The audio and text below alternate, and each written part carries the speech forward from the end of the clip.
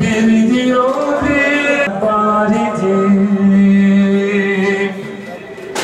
Hamile bunları umman eyledi,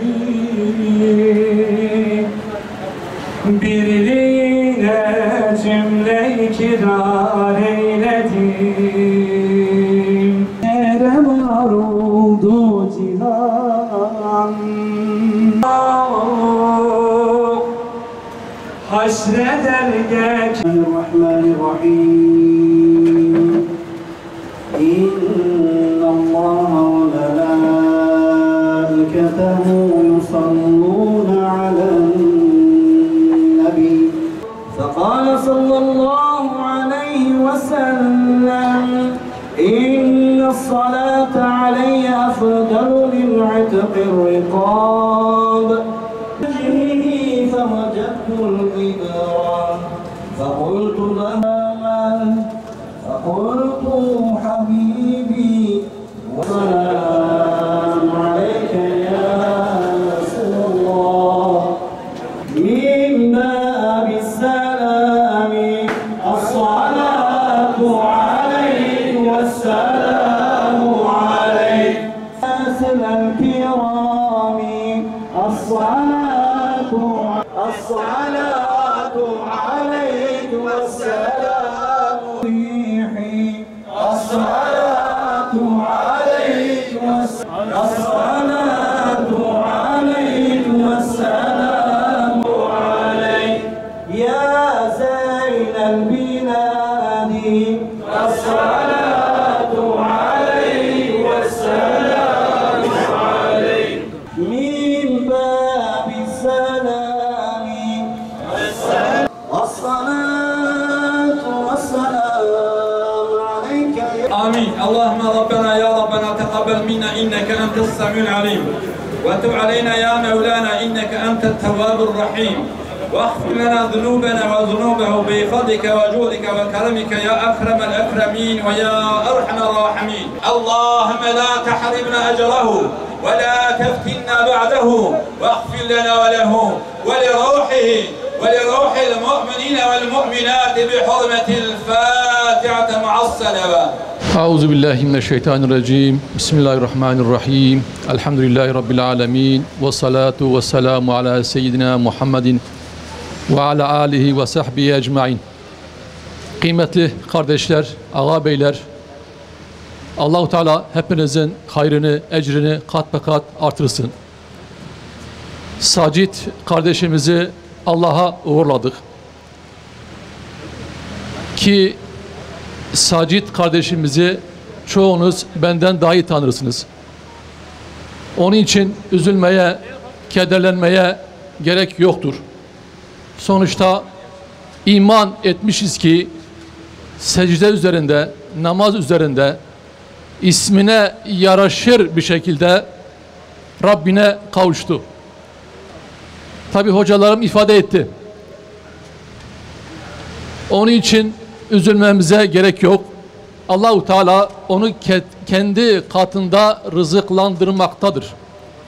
Bize düşen onun davasına sahip çıkmak, onun mesajını çok daha fazla uzaklara, çok daha fazla insana ulaştırmaktır.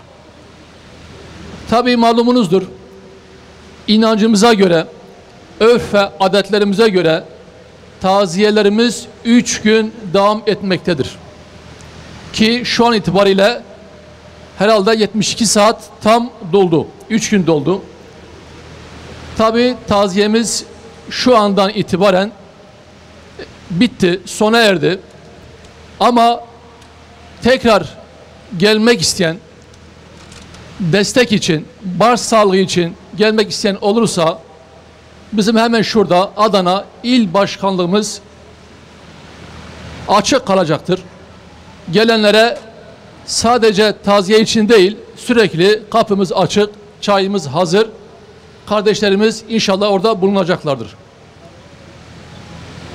olayın ilk anından itibaren gerek cenazede, gerek taziyeye gelerek, gerek Türkiye genelindeki teşkilatlarımıza gelerek üzüntülerini, taziyelerini, baş sağlığı dileklerini ileten, ama telefonla, ama mesajla, ama farklı yollarla ileten bütün siyasi partilere, STK'lara, kurum ve kuruluşlara, şahsiyetlere, camialara ve siz değerli Hazirun'a teşekkür ediyorum. Allah hayrınızı kabul etsin. Tabii Salih Başkanımın durumunu merak edenler var. Kendisi taburcu oldu ve şu an tedavisi evde devam etmektedir. Kendisinin sizlere çok selamları var. Hepinize teşekkürlerini ifade ediyor. İnşallah Teala Salih Başkanımız iyileştikten sonra tekrar iş başına gelip görevine devam edecektir. Hizmetlerine, çalışmalarına devam edecektir. Tekrardan şehidimize Allah'tan rahmet diliyorum. Hepinize teşekkür ediyorum. Sağ olun, var olun. Esselamu Aleyküm ve Rahmetullah. Bismillahirrahmanirrahim. Qîle duhulil cenne. Kâle ya leyte kavmi ya'lemûn. Bima gafara li Rabbi ve cealeni minel mukremîn. Sadakallâhu'l azîm. Aslında arkadaşlarımızın dün asmış olduğu resme baktığımızda sadece o resim üzerinden bize verilen mesajı çok kolay bir şekilde alabiliriz. Ben birkaç şehidin o resimden bize seslendiklerini dile getirmeye çalışacağım inşallah. Okuduğumuz ayet-i kerime Yasin suresinde Allah'ın gönderdiği elçileri savunan, kendi kavmini, kendi halkını imana, İslam'a çağıran bir insanı kendi kavmi taşa tuttu, şehit etti. Zahire bakıldığında çok yazık, acımasızca katledilen, vah vah denilecek bir durumda bir insandı. Koca bir kasaba halkı bir insanın üzerine yürüdü ve onu katletti. Lakin ayet-i kerime ona denildi ki cennete gir.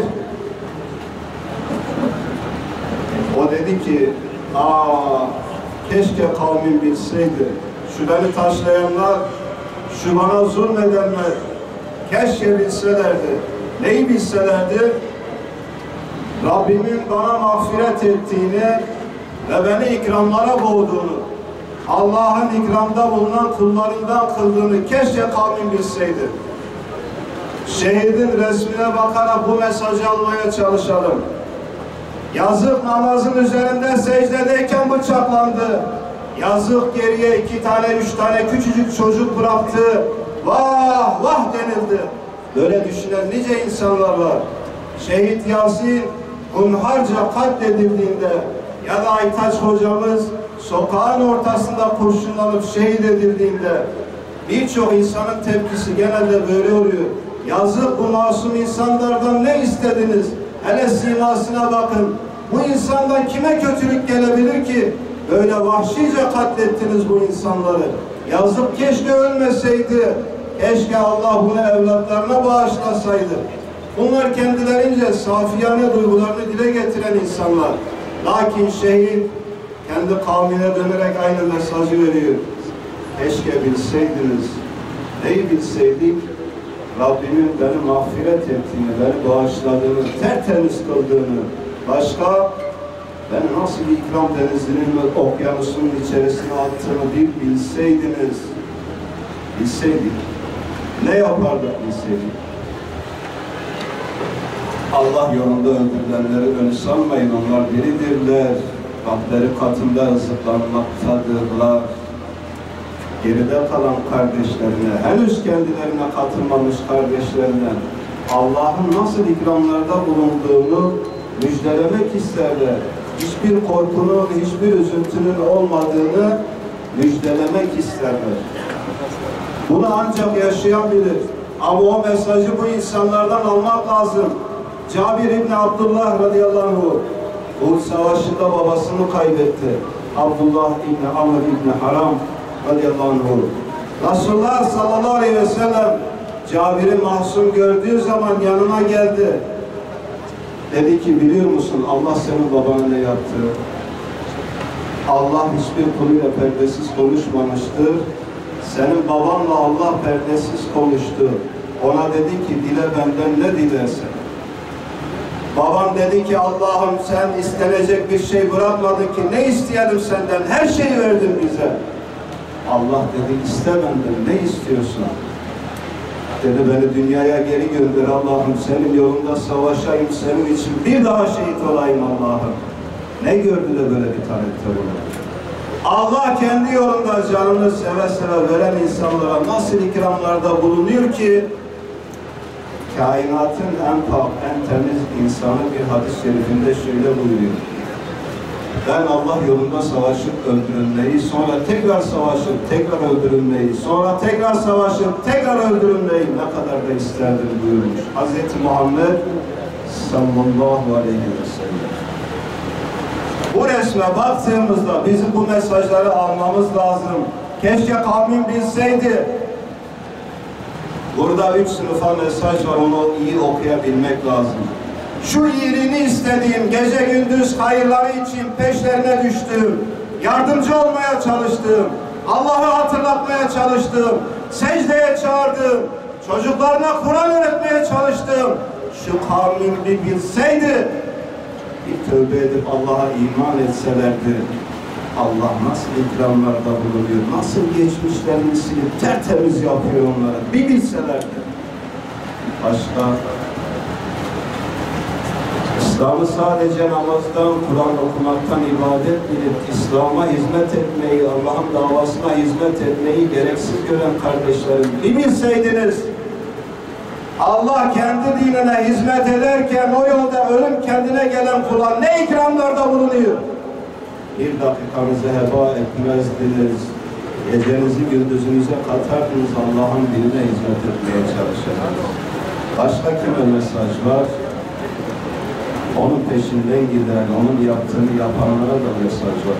Sakın korkmayın, mahzun olmayın. Sizi öyle güzellikler bekliyor ki Allah aklınızı başınızdan alacak. Öyle ikramlarda bulunarak, öyle nimetler hazırlamış. Hoş değil. Attığınız tek bir adım, akıttığınız tek bir damla ter, damarlarınızdan düşecek tek bir damla kan, Allah tek bir damlasını zayi etmeyecek. O kadar fazla verecek ki siz de diyeceksiniz Allah'ım bizi bir daha göndersen de şu dünyaya biz de Allah'ım senin yolunda canımızı yeniden versek. Bu kadar kerim olan Rabbimiz kendi yolunda hayatını vakfeden kullarına ihsanlarda bulunuyor arkadaşlar. Başka bu resme bakalım. Başka şehitleri görelim. Şu resme bakınca bu kadar masum insanı kim niçin katletti sorusuna Şehit Seyyid Kutup'tan cevap verelim. Allah ona da rahmet eylesin. Seyyid Kutup diyor ki hakkın varlığı tek başına batılı rahatsız etmeye sebeptir. Bu varlık tek başına batıl için savaş seber. Yani ben Allah'a iman ediyorum. Ben sizin şirkinizden, küfrünüzden, nifakınızdan, ahlaksızlığınızdan uzak. Beriyim. Ben bir tek Allah'a secde edeceğim. Ben iyiliğin yeryüzüne hakim olması için çalışacağım dediğiniz anda siz kendinizi batılın karşısına konumlandırdınız zaten. Sizi potansiyel düşman olarak gördüler, görecekler. Bu bir kavga sebebi, bu bir savaş sebebi. Sizin yok olmanız lazım. Eğer bu imanınızdan vazgeçmezseniz sizin yaşamamanız onlar için gereklidir. Bunun mücadelesini verecekler. Yazık bu kadar masum yüzlü bir insanı nasıl katlettiler bu genç yaşta? Hakkın tarafında yer tuttuğu için katlettiler. Benim Rabbim sadece Allah'tır. Ben sadece ona boyun eğerim. Şu arzda sadece onun dedikleri, onun emirleri yer tutmalı, hakim olmalı dediğiniz anda, bunun egemenliği için, hakim olması için mücadele verdiğiniz anda siz batıl ehli için potansiyel düşman oluyorsunuz, size savaş açıyorlar. Deneyin. Gecenizi gündüzünüzü Allah için vakfedin, çalışın, çabalayın. Bakın nelerle karşılaşacaksınız. Hz. Muhammed sallallahu aleyhi ve sellem kendi kavmi tarafından el-emin olarak bilinen bir insandı. En güvendikleri insandı. Puta tapıyorlardı, müşriklerdi. Ama Resulullah aleyhisselam onların içerisinde en güvenilir insandı. Ne zaman ki Allah'a dönün, putlarınızı terk edin, batıldasınız dedi.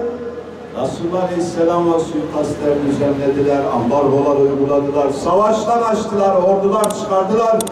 Onu katletmek için uğraştılar.